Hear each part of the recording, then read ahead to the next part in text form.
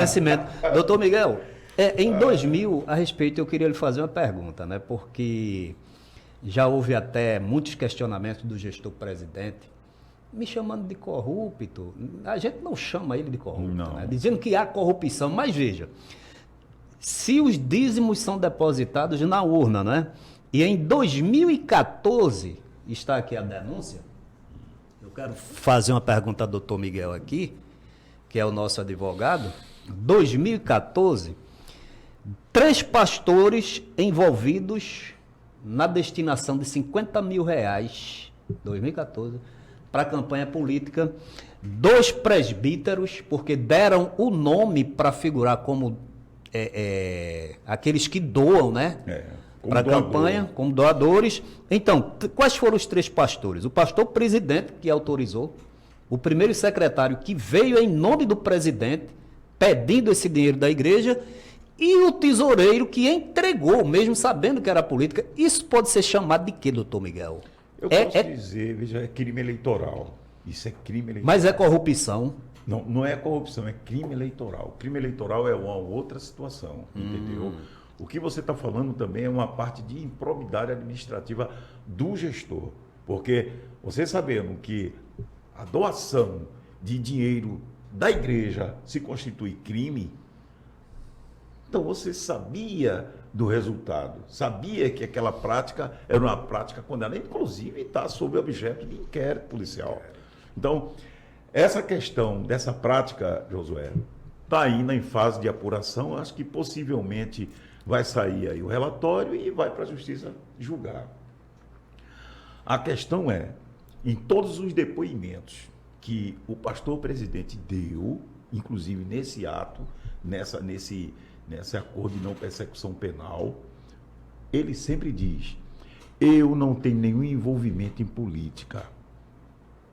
Ele diz: eu não indico nem emprego ninguém nos gabinetes. O senhor fala, eu quero mostrar aqui. Ele não nos tem gabinetes. Nenhum envolvimento em política, né? Eu não indico ninguém em gabinete, ele disse. Isso claramente, isso na frente das autoridades, ele disse isso. Eu não indico ninguém. Eu não sei nem onde ficam os gabinetes desses políticos. Eu nunca indiquei. Aí você vai na relação dos funcionários do gabinete, só tem gente da igreja, filho de pastor, pastores, inclusive irmã da esposa do filho dele. É o seguinte, a gente aprendeu a escutar as mentiras, e a mentira, Josué, por tantas vezes dita, as pessoas podem pensar que é verdade. Essa mentira se altera em verdade. Então a prática dele é tão usual nesse aspecto que ele, diante do juiz, contrariando uma testemunha compromissada, porque você vê que no depoimento dele, ele não foi compromissado de dizer a verdade, porque senão ele estaria respondendo a um processo crime de falso testemunho.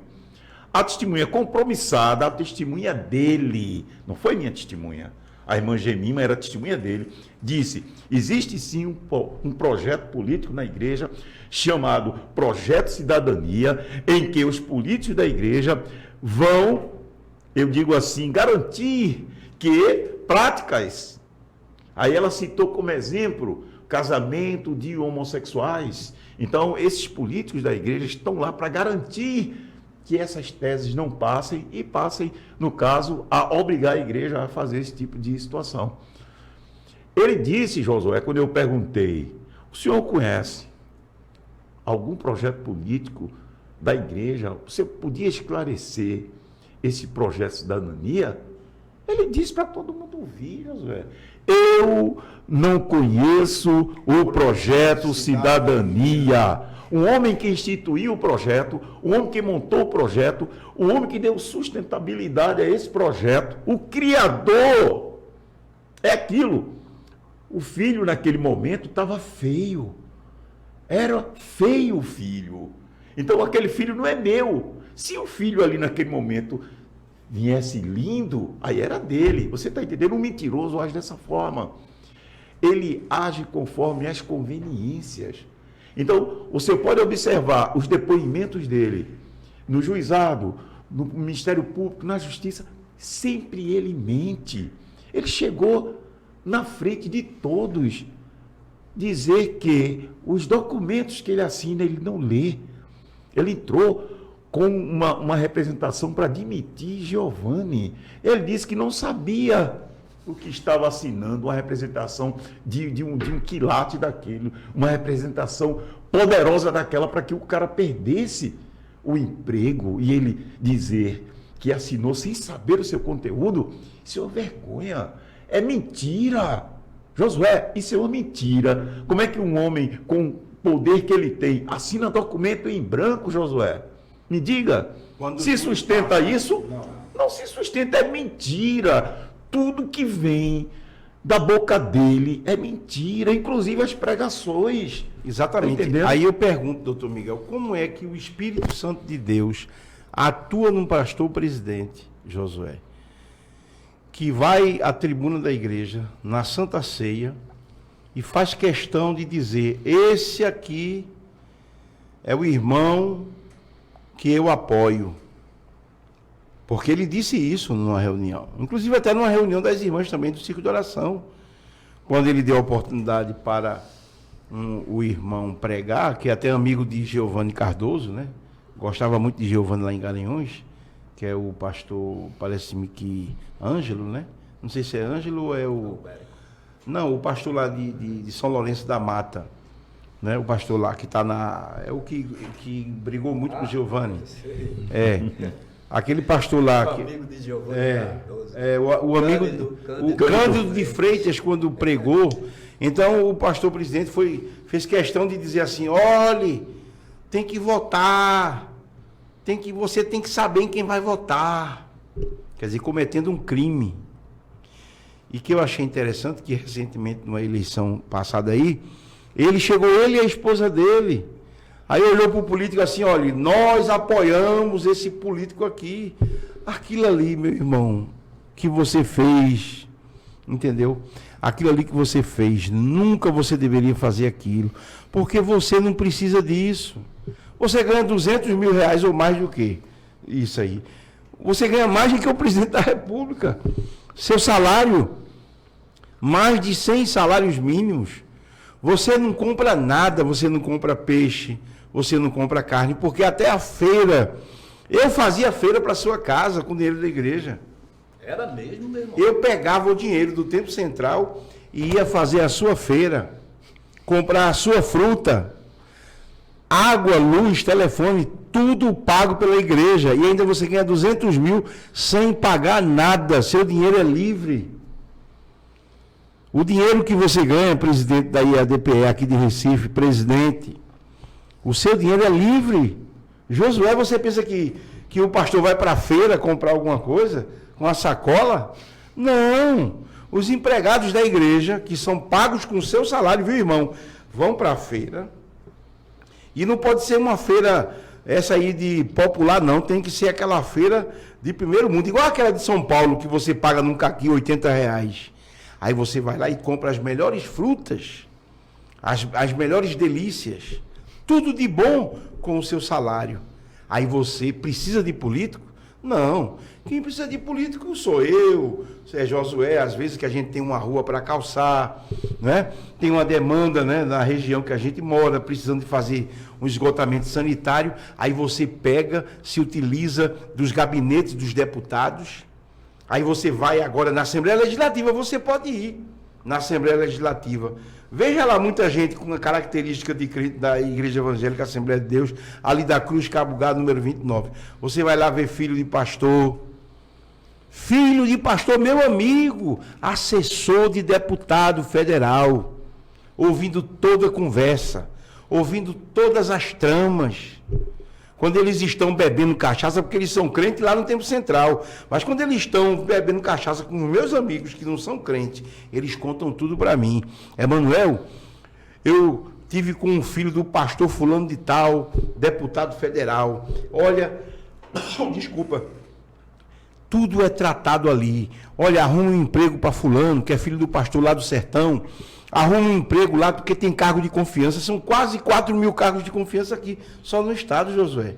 E isso, o pastor presidente da Igreja Evangélica Assembleia de Deus, que diz que não conhece nada de projeto de cidadania, ele pede emprego literalmente. Ele disse que nunca foi pedir favor, ele mente. O presidente da Igreja de Recife é mentiroso.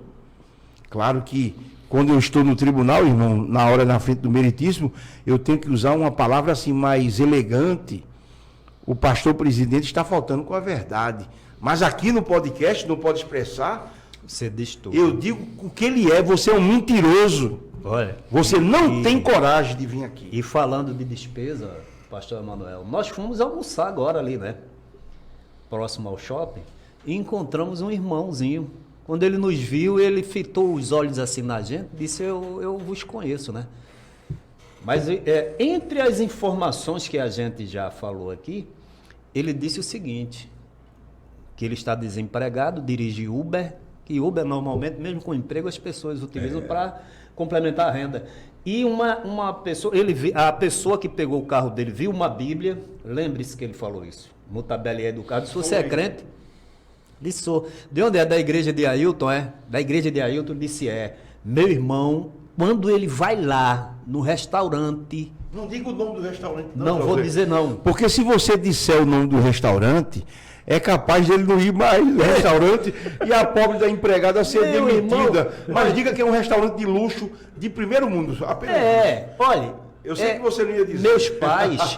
Meus pais e os antigos tinham um negócio de dizer, mato tem olho e parede tem ouvido. Você chega num lugar, você não conhece ninguém, mas as pessoas lhe conhecem. Já disseram, olha, o gestor presidente, isso há 4 anos atrás, vai lá na loja que eu trabalho e compra gravata de tantos e tantos reais, ternos, sapatos, é assim. E essa irmã que pegou o carro disse, olha, teu pastor vai lá, sabe quanto dá a conta dele? Ele repetiu, quanto foi, que eu não quero nem dizer. 10 mil reais, um jantar, num dos restaurantes mais caros de Recife. É brincadeira, doutor? 10 mil reais, o pastor presidente, Ailton José Alves. Isso foi dito hoje. Pela ovelha dele, entendeu? Na hora do almoço. Ele, quando vai nesse restaurante... Ailton, tu sabe qual é o restaurante que eu estou falando. Quando tu senta lá com o teu pessoal, dá 10 mil reais a tua conta, o jantar. E paga, com certeza, pelo cartão corporativo para o povo pagar. Dos crentes fiéis. Aí, dos crentes que contribuem. Aí o irmão dizendo assim, né? Disse, olha, e quando eu falo em casa, minha mãe me chama de endemoniado que eu estou me levantando contra o ungido do Senhor. Tá entendendo? Aí como é que pode um negócio desse, meu irmão? O dinheiro sagrado... A coisa é tão terrível que eu estava conversando ali com o pastor Emanuel, que esses desvios dessa direção têm trazido conflito, desarmonia, desagregação da família. A mãe, foi o depoimento dele, a mãe contra ele, a esposa combatendo ele, e ele estava aperreado. Então, quando ele começou a conversar com a gente, foi que a gente disse, irmão, é tudo história. Você sentou-se na mesa hoje aqui com a gente, que a gente ia passando direto para o primeiro andar, para dizer, olha, que você é uma bênção, Deus vai lhe abençoar. Se você não está passando por dificuldade porque você é contra isso, contra aquilo. Pelo contrário, a Bíblia diz o quê? Bem-aventurado aquele que tem fome e sede de justiça, porque eles serão fartos. Então ele saiu já outra pessoa alegre, mas estava sendo chamado de endemoniado. É meio cabisbaixo. Eu não abençoo ninguém. Porque, na verdade, a bênção procede de Deus. Eu sei que tem muito pastor aí que gosta de abençoar. Vem aqui que você vai ser abençoado. Não, quem abençoa é Deus. Mas esse jovem, ele será abençoado porque ele tem, não é, a consciência de que a justiça é que deve prevalecer. Entendeu? Não se pode alimentar uma igreja que coloca no seu altar a política como sendo o centro das atenções. Isso é vergonhoso. Por isso que aquele depoimento que foi um dos primeiros depoimentos de Giovanni Cardoso e Sivaldo Freitas, que nós estávamos naquele dia no tribunal, quando o Giovanni dando depoimento sobre a desagregação familiar, Josué. Ainda hoje repercute. Repercute ainda hoje. Quer dizer, um jovem casado, moço, servindo a Deus, a esposa contra e a mãe contra. por causa do presidente, da administração da igreja, Deus pedirá conta de você, meu irmão. Deus vai pedir conta de você, presidente. Dessa diretoria corrupta, suja, uma diretoria que deveria primar pela palavra de Deus. Bendito seja o nome do Senhor quando levantou os profetas.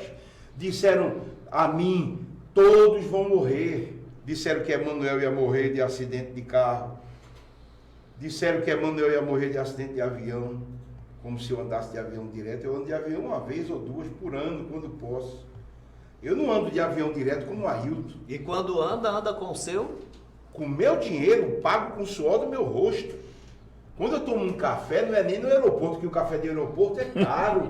Eu tomo geralmente na feira, quando eu saio do aeroporto. Mas o pastor Ailton, tomando um café lá em Londres, é pago com euro, que é pago com dinheiro da viúva e do salário mínimo do aposentado. Doutor Miguel, isso é vergonhoso. E Giovanni disse que existe uma desagregação familiar. E Josué hoje foi testemunha quando desceu ali. Eu até perguntei a ele, tu crê em Deus, Josué? Sabe por quê? Porque estávamos tratando aqui de um assunto. E quando descemos para almoçar, Deus usou aquele jovem para ele. Porque Deus usa pessoas para confirmar. Talvez Josué dissesse assim, eu nem tenho mais vontade, que eu até orientei a Josué, não saia do lugar, não perca a sua postura, continue firme do mesmo jeito que você vem fazendo suas lives aqui no Pode Expressar, onde você for, continue com o mesmo procedimento. Um profeta não arreda enquanto Deus não age.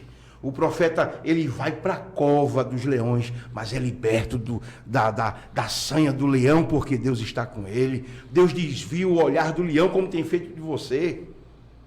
Ah, mas vão morrer todos aqueles que tocam, como disse o pregador, aquele jovem pregador no Templo Central, que disse que eu ia pegar um câncer na boca.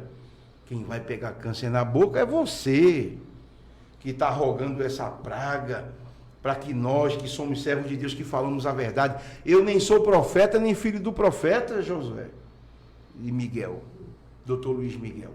Mas o Senhor me tirou de após o gado e disse, vai e profetiza. Vacas de Bazã, Judite, você está aí fazendo essas capilaridades no seu rosto, no seu cabelo e na sua dentadura com dinheiro do povo. Vocês estão pagando caro pelas cirurgias plásticas dessa irmã, como disse o jovem lá no restaurante, fazendo ali aquele ajeitamento facial, lipoaspiração e tudo com o dinheiro da igreja, com o dinheiro sagrado. Isso nunca se viu. E é para dizer mais aos irmãos, eu não quero aqui errar, fui presbítero no tempo do pastor Leôncio e uma parte do tempo do pastor Ailton José Alves. E existe uma diferença muito grande. Os presbíteros dia de domingo, Josué, os antigos, os nossos pais, quando a campanha evangelizadora saía, muitos deles saíam no domingo à tarde para ver a campanha evangelizadora pregando o evangelho. Hoje, o que se vê é um coordenador diário, um evangelista, um presbítero, no Shopping Center Recife, no Shopping Rio Mar, nos shoppings da cidade, passeando com suas madames, nem tirando o culto dia de domingo. É verdade. Isso nunca existiu na Igreja Evangélica Assembleia de Deus. Os homens eram dedicados, as irmãs do ciclo de oração, quando iam para um shopping, era muitas vezes no dia de semana com o esposo, hoje em dia é no domingo, porque não precisam cultuar mais a Deus.